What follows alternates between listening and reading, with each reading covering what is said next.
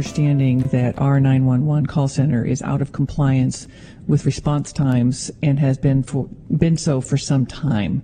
And I also believe that this program is going to take a while to really launch and show a meaningful difference. So I think it's premature to assume that this call center is going to divert quickly calls from 911. What we're going to be talking about today is the crisis response continuum and components, and I think it's really important that to have an effective crisis response system, we really need to ensure that we're building out our continuum of care so that we're responding with the right level of care to the right type of crisis.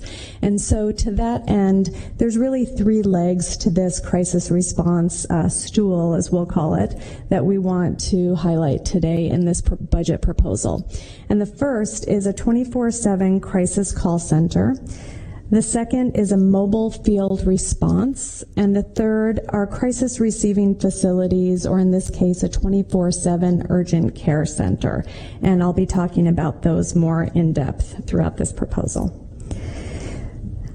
There are a lot of moving parts to this project and important perspectives to include to ensure that these strategies are developed effectively.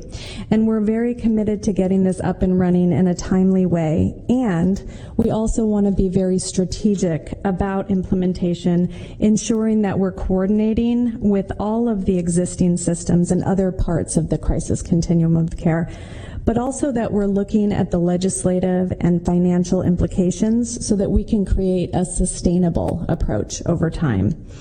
My predecessor, Jim Hunt, made a presentation to the board in April, and since then we have been engaging with our associations, the California Behavioral Health Directors Association, and with the Department of Healthcare Services to both monitor legislation such as AB 988, which would establish a 988 number in California, as well as monitoring funding opportunities to support and sustain these efforts over time.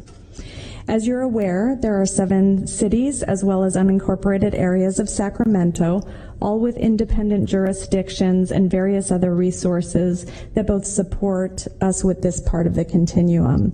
And so to that end, it's been really important that we are having ongoing coordinating meetings to ensure that it's neither confusing for the community who's trying to access these services, nor duplicative of the existing services that are already existing in that crisis continuum. We've been meeting with the police dispatch and communications folks, as well as the leadership teams from both the police department and the sheriff's department, to ensure this ongoing coordination. And additionally, early on, we took community input to inform the design of the program that we're proposing today.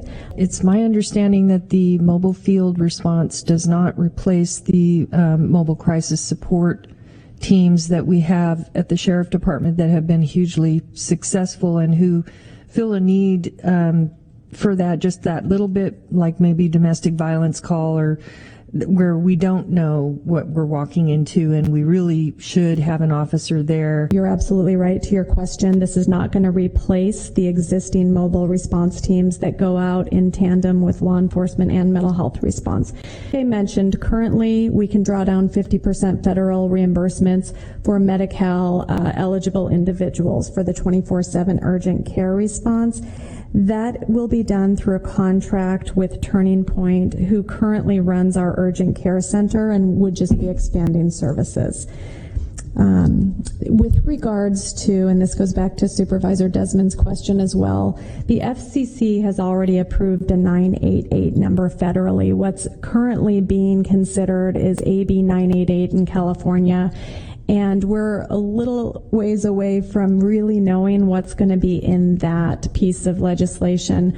To your point, though, what we want to do is develop a system that, regardless of whether 988 actually takes effect next July 1st, because that's the earliest it would in California, whether it actually takes effect or not, that we're developing a system that could augment existing services and be an alternative response to law enforcement. So we are monitoring that piece of legislation very closely, but also want to call out that if this passes AB 988 in California, there might be an associated user fee associated with that we can use to fund these services. Currently, there's no existing dollars for this strategy, but you're absolutely right. We're monitoring that closely. So at this time, you're creating this, putting the systems in place under the 911 to shift over to 988 so that we don't create a whole new number and have to rebrand it a year later. Is that what's happening?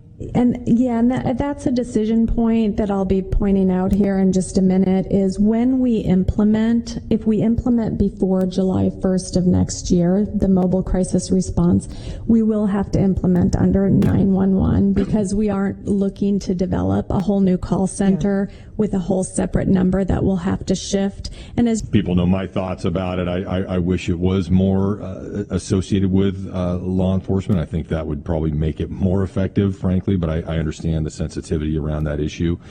But I appreciate your ongoing discussions and communications, because the reality is you know, we looked at all those 911 calls from the Sheriff's Department, and I think there was maybe just by some people, maybe an assumption that those would all just be able to be handled by this new crisis response system. And that is absolutely not the case, because I can just speak from my own experience. You know, oftentimes when I would, as a young CHP officer, respond to a situation where someone is in the middle of a roadway, you know, impacting traffic, and then you show up on scene and you try to stabilize the situation, close the roadways down if necessary, but then you make the determination this person is clearly suffering from some kind of mental health issue. Well, law enforcement is a crucial part of that response.